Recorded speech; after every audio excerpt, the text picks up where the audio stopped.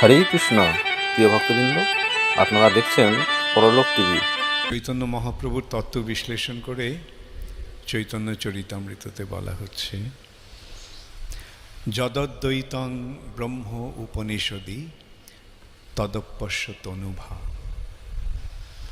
উপনিষদে যাকে ব্রহ্ম বলে বর্ণনা করা হচ্ছে, ব্রহ্মজ্যোতি, তা হচ্ছে তার তনুভা, তার শরীরের, তার অঙ্গের দ্যুতি, জ্যোতি। সূর্য থেকে যেমন কিরণ বেরোয়, জ্যোতি বেরোয়, এক সূর্য থেকে যে আলোক বেরোচ্ছে তা এই ব্রহ্মাণ্ডকে আলোকিত করছে। কিন্তু চিৎজগৎকে আলোক, চিৎজগৎটা কীরকম? এই জগৎ তো অন্ধকার, এই অন্ধকার দূর করার জন্য আলোকের প্রয়োজন হয়, তাই সূর্যের আলোক এই অন্ধকারকে দূর করে। কিন্তু চিৎজগৎটা স্বতই আলোকিত, স্বভাবতই আলোকিত, সবসময় আলোকিত। ওইখানে ওই জগতে অন্ধকার নেই, সেই জন্য সেখানে অন্ধকার দূর করার জন্য আলোর প্রয়োজন হয় না। কেননা সেই জগৎটা ভগবানের দেহ নির্গত রশ্মিচ্ছটা ব্রহ্মজ্যোতিতে উদ্ভাসিত, ব্রহ্মজ্যোতিতে জ্যোতির্ময়। তাই বলা হচ্ছে নতদ্ভাসয়তে সূর্য, ভগবান গীতায় বলছেন ওই জগৎটাকে আলোকিত করার জন্য সূর্য, নতদ্ভাসয়তে সূর্য, ন শশাঙ্ক ন পাবক। সূর্য, চন্দ্র বা অগ্নির প্রয়োজন হয় না। এই জগৎটা অন্ধকারাচ্ছন্ন, তাই এই জগতের আলোক আসে কেবল সূর্য থেকে, চন্দ্র থেকে আর আগুন থেকে। এই সূর্য, চন্দ্র এবং আগুনের আলোক যদি না থাকতো তাহলে এই জগতে আমরা কিছুই দেখতে পেতাম না। কিন্তু ওই জগৎটা জ্যোতির্ময়, নিরন্তর জ্যোতিতে উদ্ভাসিত, সবসময় সেখানে অন্ধকারের কোনো অবকাশ নেই। কেননা সেই জগতে ভগবান রয়েছেন, আর ভগবানের যে দেহ নির্গত রশ্মিচ্ছটা সেটা সেই জগৎকে আলোকিত করছে।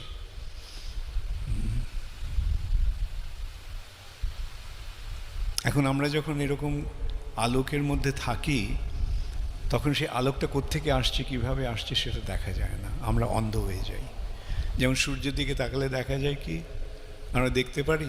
কিছুই না। শুধু একটা গোলক দেখতে পাই, সূর্যমণ্ডলটা দেখতে পাই, কিন্তু সেই সূর্যমণ্ডলের ভেতরে কে আছে, কি হচ্ছে, তা কিছু দেখার অবকাশ নেই, সুযোগ নেই। তাই জন্য আবার ঈশোপনিষদে বলা হচ্ছে, ভগবানের কাছে প্রার্থনা করা হচ্ছে, তোমার এই যে জ্যোতি সেটাকে উন্মোচন করে, যার ফলে আমরা তোমাকে দেখতে পাই।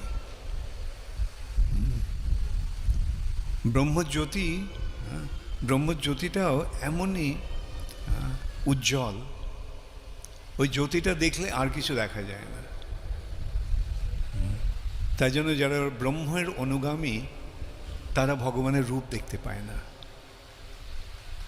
তারা মনে করে যে সেই পরম সত্য হচ্ছে নিরাকার, নির্বিশেষ। কিন্তু সেটা হচ্ছে প্রাথমিক দর্শন।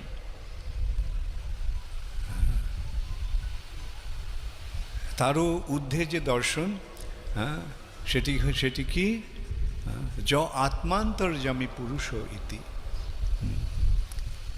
যিনি প্রত্যেকটি জীবের হৃদয়ে পরমাত্মা রূপে বিরাজ করছেন, তিনি হচ্ছেন সেই ভগবান। আর ষড়ৈশ্বর্য পূর্ণ জয় ভগবান স্বয়ং অয়ম। আর ষড়ৈশ্বর্য পূর্ণ যে ভগবান তিনি হচ্ছেন এই শ্রী চৈতন্য মহাপ্রভু। অর্থাৎ চৈতন্য মহাপ্রভু এবং কৃষ্ণের মধ্যে কোনো পার্থক্য নেই। শ্রীমদ্ ভাগবতে আমরা কি পাচ্ছি?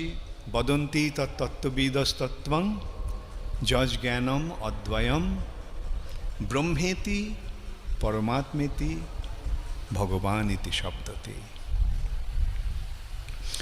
সেই সূত্রে বলা হচ্ছে, যখন দূর থেকে দেখছি তখন তাকে ব্রহ্মজ্যোতি রূপে দেখছি, যখন আরেকটু কাছ থেকে দেখছি তখন তাকে পরমাত্মা রূপে দেখছি, যখন আরও কাছে থেকে দেখছি তখন তাকে ভগবান রূপে দেখছি। এই সম্বন্ধে শিল প্রভুপাদ একটা দৃষ্টান্ত দিয়েছেন যে অনেক রাত্রিবেলা একটা ট্রেন যখন আসে তখন দূর থেকে আমরা কি দেখি? ট্রেনের আলোটা দেখি। ট্রেনটা যখন আরও কাছে আসে তখন ট্রেনটাকে দেখতে পাই, আর ট্রেনটা যখন প্ল্যাটফর্মে এসে দাঁড়ায় তখন ট্রেনের ভেতরে যে যাত্রীরা রয়েছে তাদেরকে দেখতে পাই এবং নিজেও ট্রেনে উঠতে পারি। এটা দর্শনের তারতম্যের জন্য এইভাবে ব্রহ্মজ্যোতি রূপে, পরমাত্মা রূপে, ভগবান রূপে দর্শন হচ্ছে। আরও বিস্তার, আরও বর্ণনা হচ্ছে আমাদের শাস্ত্রে। জ্ঞানের মাধ্যমে তাকে ব্রহ্মজ্যোতি রূপে দর্শন হয়, যোগের মাধ্যমে পরমাত্মা রূপে দর্শন হয় যখন যোগ সিদ্ধি লাভ হয়। এই প্রচেষ্টার মাধ্যমে যখন সিদ্ধি লাভ হয়, জ্ঞানের মাধ্যমে তাকে জানার যে প্রচেষ্টা, তাতে যখন সিদ্ধি লাভ হয় তখন তাকে ব্রহ্মজ্যোতি রূপে দর্শন হয়। যোগের মাধ্যমে যখন আমরা সিদ্ধি লাভ করি তখন তাকে পরমাত্মা রূপে দর্শন হয়, আর ভক্তির মাধ্যমে তাকে আমরা ভগবান রূপে দর্শন করি। তিনি হচ্ছেন শ্রীকৃষ্ণ, আর সেই কৃষ্ণই হচ্ছেন শ্রী চৈতন্য মহাপ্রভু। তাই মহাপ্রভুর পরিচয় দিয়ে বা মহাপ্রভুর সংজ্ঞা বিশ্লেষণ করে মহাপ্রভু কে সে সম্বন্ধে বলা হচ্ছে, যদদ্বৈতং ব্রহ্ম উপনিষদি তদপশ্য তনুভাব। উপনিষদে যাকে ব্রহ্ম বলে বর্ণনা করা হচ্ছে, সেই ব্রহ্ম হচ্ছে তার অঙ্গকান্তি, তনুভা, তার দেহের জ্যোতি। য আত্মান্তর্যামী পুরুষ ইতি সো অশ্বাংশ বিভব। আত্মার প্রতিটি জীবের হৃদয়ে অন্তর্যামী রূপে য আত্মান্তর্যামী পুরুষ, আত্মারা হৃদয়ের অন্তরে, আমাদের প্রতিটি জীবের হৃদয়ে যে পুরুষ রূপে বিরাজ করছেন, যে পরমাত্মা, তিনি হচ্ছেন তার অংশ। আর ষড়ৈশ্বর্যপূর্ণ জয় হোক ভগবান স্বয়ংময়ম। ছটি ঐশ্বর্যপূর্ণ যে ভগবান, তিনি হচ্ছেন সেই স্বয়ং ভগবান, যার মধ্যে সমগ্র ঐশ্বর্য, সমগ্র বীর্য, সমগ্র যশ, সমগ্র শ্রী, সমগ্র জ্ঞান এবং সমগ্র বৈরাগ্য রয়েছে। সেই যে ভগবান, এই চৈতন্য মহাপ্রভুই হচ্ছেন সেই ভগবান। শাস্ত্রের এই বাণী আমাদের যথাযথভাবে গ্রহণ করতে হবে। শাস্ত্র আর সাধারণ গ্রন্থের মধ্যে পার্থক্যটা কি? সাধারণ গ্রন্থগুলি মানুষে লেখে, আর শাস্ত্রের বাণী যেটা, সেটা ওই জগৎ থেকে আসে। শুদ্ধ ভক্ত ভগবানের সম্বন্ধে, ভগবানকে যেভাবে দর্শন করেন, সেটাই হচ্ছে শাস্ত্র। আজকালকার অনেক লেখা পাওয়া যায় যে ইনি ভগবান, ইনি এই করেছেন, ইনি ওই করেছেন, অতএব তিনি ভগবান। কিন্তু সেগুলো কার লেখা? কতগুলো সাধারণ গ্রন্থকারের লেখা।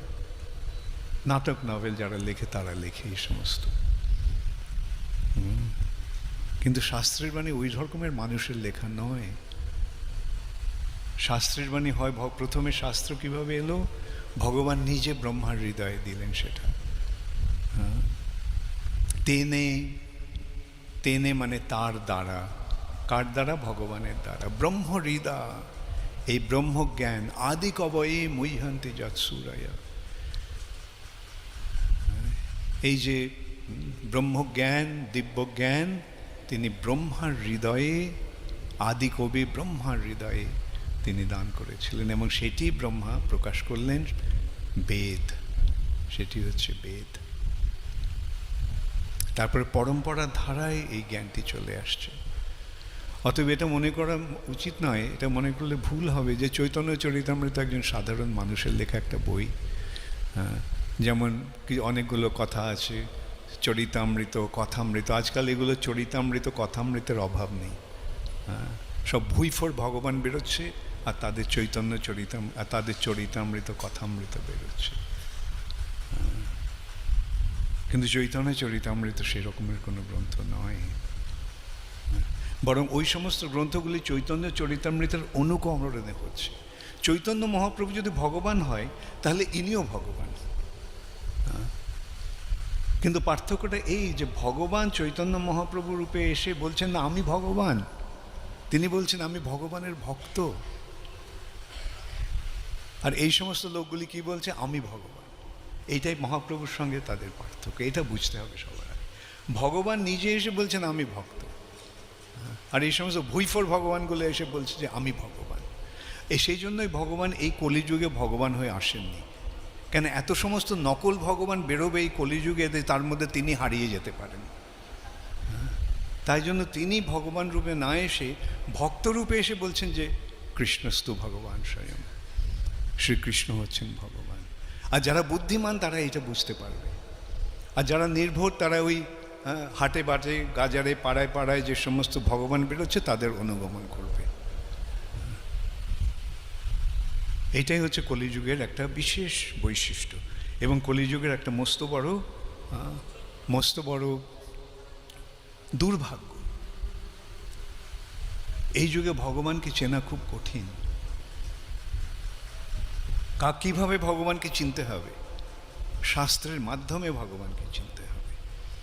শাস্ত্র চক্ষুষা, এই চোখ দিয়ে দেখে নয়, শাস্ত্র চক্ষুর মাধ্যমে তাকে দেখতে হবে। এইভাবে আমরা দেখতে পাচ্ছি মহাপ্রভুকে। এরকম কোনো বর্ণনা শাস্ত্র থেকে কেউ আনুক এই তথাকথিত সমস্ত ভগবানদের, যাদের দুদিন পরে ক্যান্সার হয়ে মরে গেছে, ক্যান্সার হয়ে মরে যাচ্ছে যে ভগবান, তাদের সঙ্গে মহাপ্রভুর এই পার্থক্য। যাই হোক, যেটা আমি বললাম, প্রকৃত ভগবানকে চেনাটা বুদ্ধিমানের কাজ। ঠিক আছে, উপনিষদ রয়েছে, কিন্তু উপনিষদ থেকে জানতে হবে কিভাবে। সর্ব উপনিষদ গাবো, সমস্ত উপনিষদগুলি যেন একটা গাই, একটা গরু। দগ্ধা গোপাল নন্দনা, সেই দুধটাকে, সেই গাভীটিকে দহন করলেন কি? গোপাল নন্দন শ্রীকৃষ্ণ। দগ্ধা গোপাল নন্দনা। বৎস পার্থ, গরু যেমন তার বাছুরটিকে উপলক্ষ করে দুধ দেয়, সেই উপনিষদ রূপী গাভীটি অর্জুন রূপী বৎসকে উপলক্ষ করে যে দুগ্ধামৃত দিলেন, সেইটি সুধী পার্থ, সুধীর ভোক্তা, যারা সুন্দর ধী সম্পন্ন বা উন্নত বুদ্ধি বা মেধা সম্পন্ন, তারাই এই দুধটা পান করে। হ্যাঁ, ভগবদ্গীতা হচ্ছে উপনিষদের সারাতিসার। এই ভগবদ্গীতা জানতে পারলে সমস্ত উপনিষদ জানা হয়ে গেল। কিন্তু একটা বই পড়লেই শুধু হবে না, বইটাকে বোঝাবার জন্য একজন শিক্ষকের দরকার। বাজারে বহু ভগবদ্গীতা কিনতে পাওয়া যায় 10 টাকা 15 টাকা দিয়ে, কিন্তু সেগুলো কিনে নিজে নিজে পড়লে কোনো লাভ হবে না।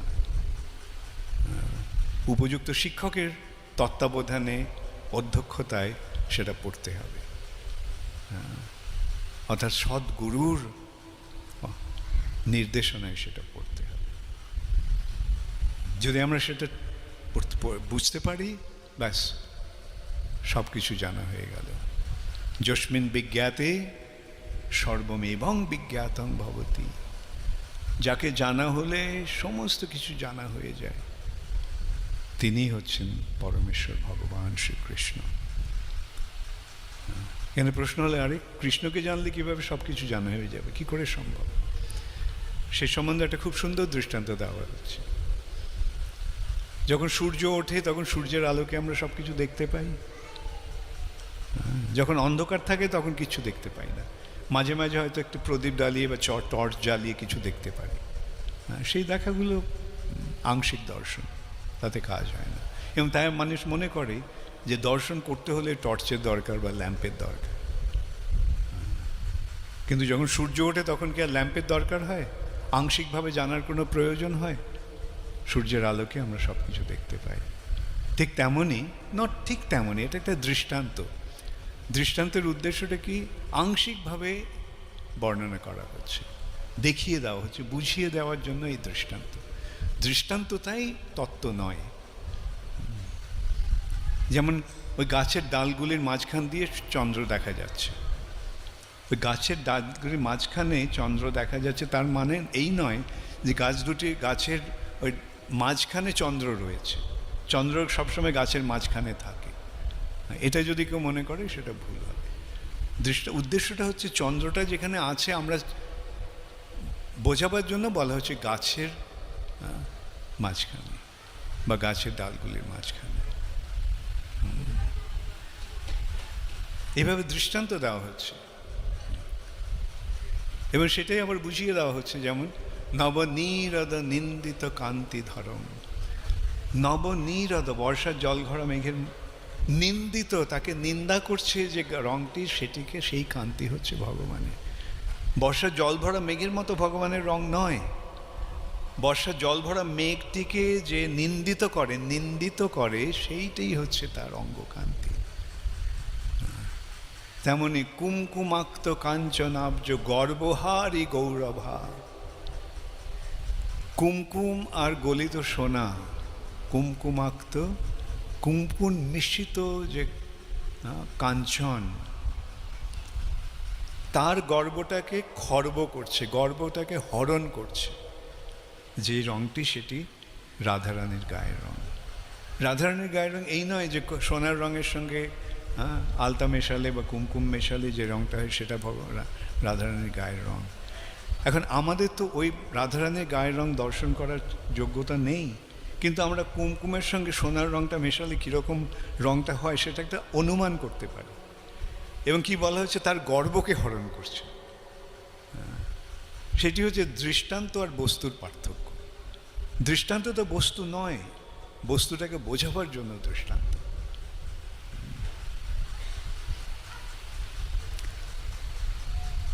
এখন এইভাবে শাস্ত্রের মাধ্যমে আমরা ভগবানকে জানতে পারছি এবং সেই শাস্ত্রটিকে বোঝাবার জন্য গুরুর প্রয়োজন। ব্যক্তিগতভাবে আমি বলতে পারি, আমি অন্তত 6টা বিভিন্ন ভগবদ্গীতা আমি পড়েছি এবং সবসময় আমার সঙ্গে একটা ভগবদ্গীতা থাকতো এবং যখন পড়তাম মনে করতাম খুব বুঝে গেছি এবং তা নিয়ে আবার অনেক জ্ঞানও দিয়েছে, অনেক কথাও বলেছে অনেকে। কিন্তু যখন প্রভুপাদের ভগবদ্গীতা যথাযথ পেলাম, ভগবদ্গীতা অ্যাজ ইট ইজ, তখন বুঝতে পারলাম যে কিচ্ছু বুঝিনি। আগে যেটা আমি বুঝেছি বলে মনে করেছি সেগুলো সব ভুল।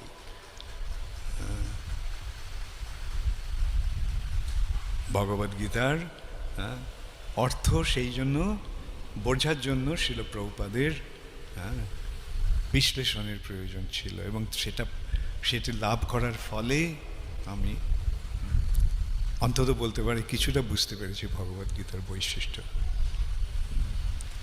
ভগবান নিজে এসে শোনাচ্ছেন, কিন্তু মূল ভুলটা কোথায় আগে হয়েছিল? ভগবদ্গীতা পড়ে গেছি, শ্লোকগুলো পড়েছি ইত্যাদি, কিন্তু এই শ্লোকগুলি কে বলছেন, কেন বলছেন, কার জন্য বলছেন সেটা মাথায় ঢোকেনি। পড়ে গেছি, সেই শ্লোকগুলি অর্থ বোঝার চেষ্টা করেছি, কিন্তু প্রভুপাদ এসে কী বললেন, এই যে যথাযথ as it is, Bhagavad Gita as it is, তার উদ্দেশ্যটা হচ্ছে এই কথাগুলি যে কৃষ্ণ বলছেন সেটা সবসময় মনে রাখতে হবে, আর সেটা যে অর্জুনের জন্য বলছেন, অর্জুন কিভাবে সেটা বুঝেছিল সেটা বুঝতে হবে। আর যখন বুঝতে পারি তখন আর কোনো সংশয় থাকে না। ভগবান যখন বলছেন ভক্ত সীমে সখা চেতি রহস্যম হি এতদুত্তম, বারবার ভগবান এই কথাটি বলে গেছেন, তুমি আমার ভক্ত, সেই জন্য এই রহস্যটা তোমার কাছে আমি উদ্ঘাটন করছি।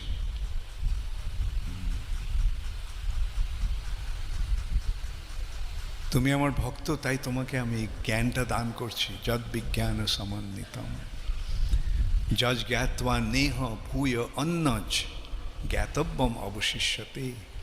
ভগবান নিজেই বলছেন, যজ জ্ঞাত্বা নেহ, এই বস্তুটি, এটা এই জ্ঞানটি লাভ করলে, যজ জ্ঞাত্বা নেহ ভূয় অন্নজ জ্ঞাতব্যম অবশিষ্যতে, তাহলে আর কিছু আর জানার বাকি থাকে না।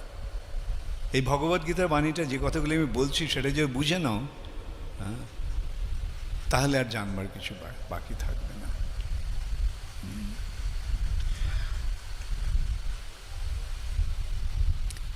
এইভাবে ভগবান কৃপা করেছেন, এবং সেইটি হচ্ছে উপনিষদের সারাতিসার,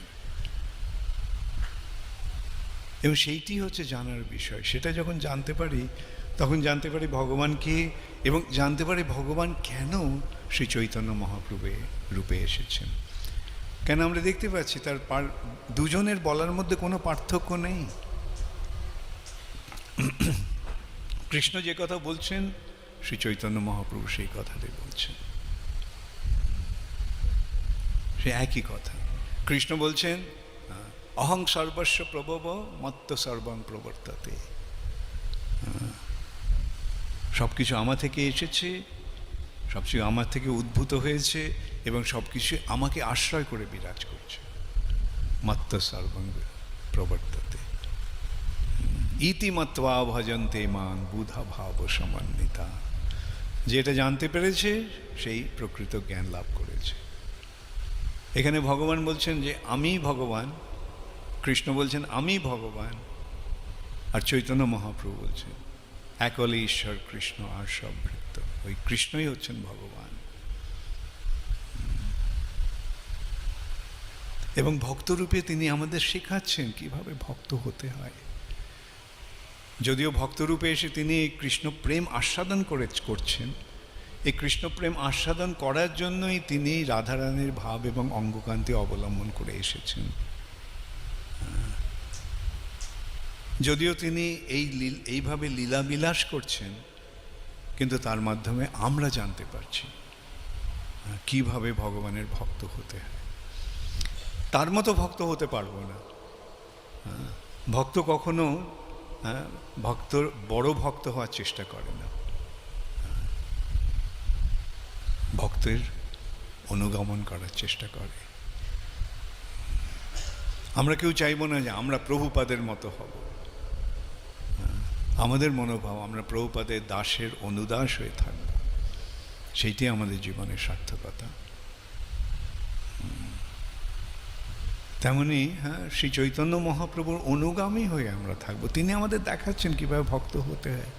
প্রভুপাদ আমাদের দেখিয়েছেন কিভাবে ভগবানের ভক্তি করতে হয়। কে পারে এরকম করতে? সম্পূর্ণ নিঃস্ব অবস্থায় আমেরিকায় চলে গেলেন। তার পেছনে কি রয়েছে? এই যে কার্যটি, সেই কার্যটির পেছনে কি ভাবনা রয়েছে? অবশ্য রক্ষিবে কৃষ্ণ বিশ্বাস পালন। আমি যাচ্ছি, নিঃস্ব অবস্থায় যাচ্ছি, আমি কাউকে চিনি না, কিন্তু কৃষ্ণ আমাকে দেখবেন। এই যে বিশ্বাস, এইটি হচ্ছে ভক্তের মনোভাব। কৃষ্ণের জন্য আমি সব কিছু করতে প্রস্তুত আছি, কেন আমি জানি আমি যদি যথাযথভাবে কৃষ্ণের সেবা করতে চাই, তাহলে কৃষ্ণ আমাকে রক্ষা করবেন। অবশ্য রক্ষিবে কৃষ্ণ বিশ্বাস পালন। এই সূত্রে একটা কথা আমার মনে পড়ে।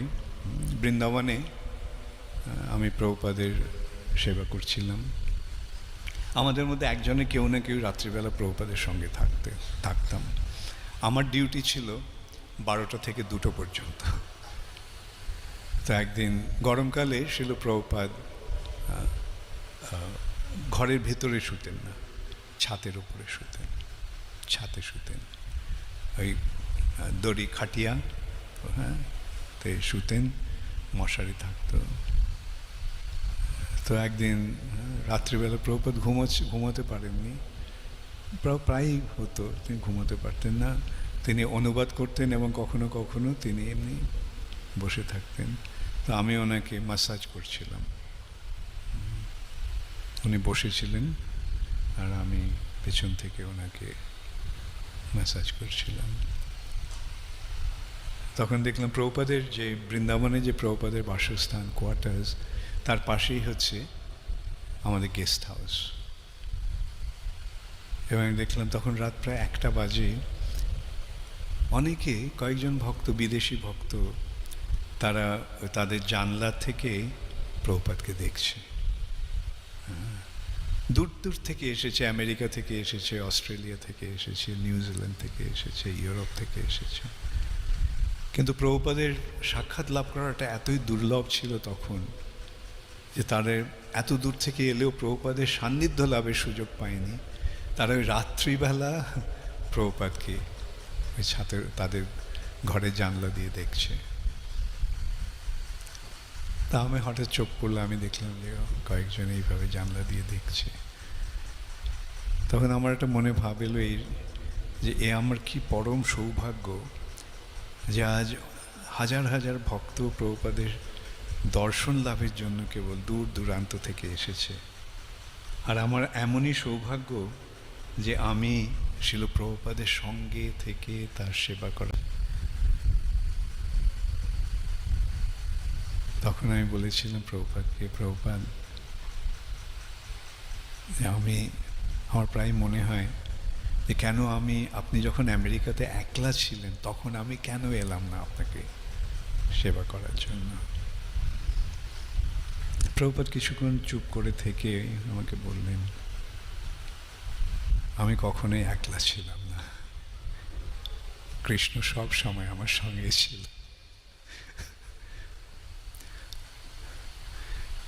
তখন আমি এতই একটা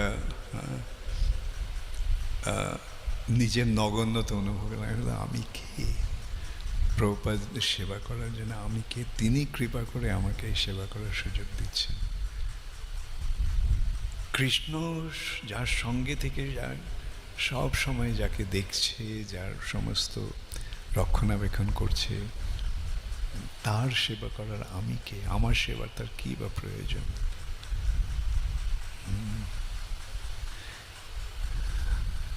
এইটি হচ্ছে শুদ্ধ ভক্তের মহিমা।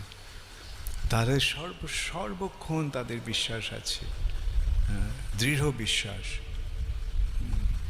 যে কৃষ্ণ সব সময় আমার সঙ্গে আছে। শুধু বিশ্বাস নয়, কৃষ্ণ সব সময় তার সঙ্গে আছেন এবং কৃষ্ণই তার সমস্ত সর্বতোভাবে তার রক্ষণাবেক্ষণ করছে।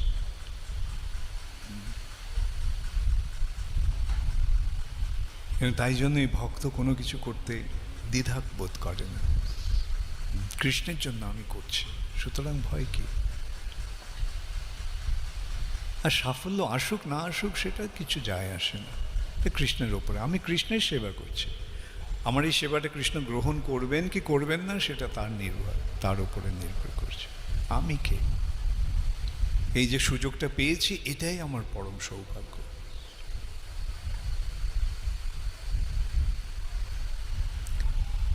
তো সেই কথাটাই আমরা দেখতে পাচ্ছি।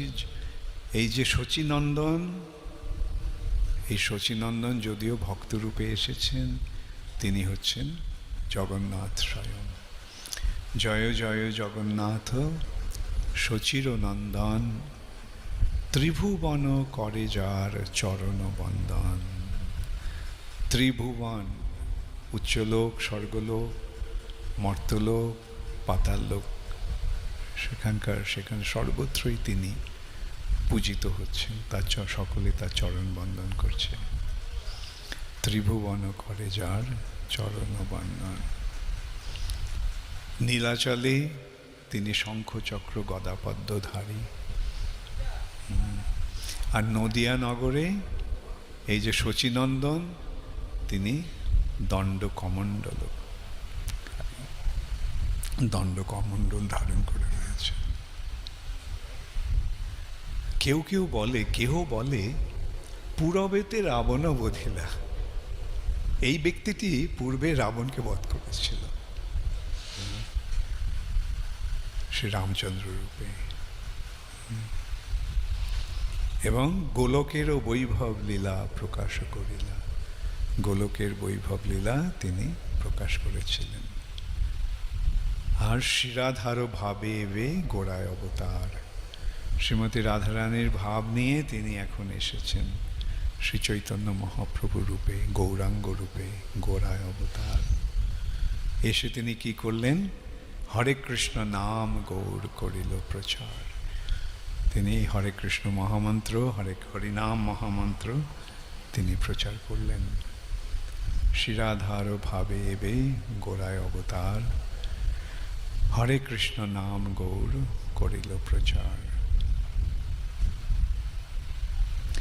বাসুদেব ঘোষ কহে করে জোর হাত, যেই গৌর সেই কৃষ্ণ সেই জগন্নাথ।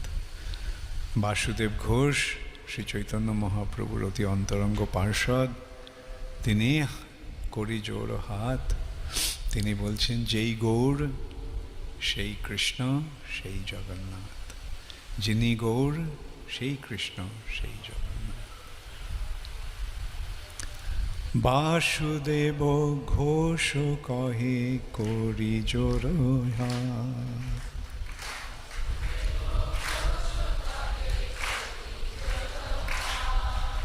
বাসুদেব ঘোষ কহে করি জোর হাত।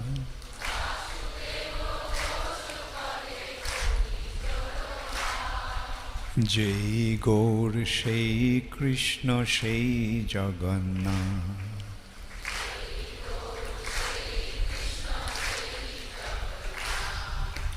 যেই গৌর সেই কৃষ্ণ সেই জগন্নাথ।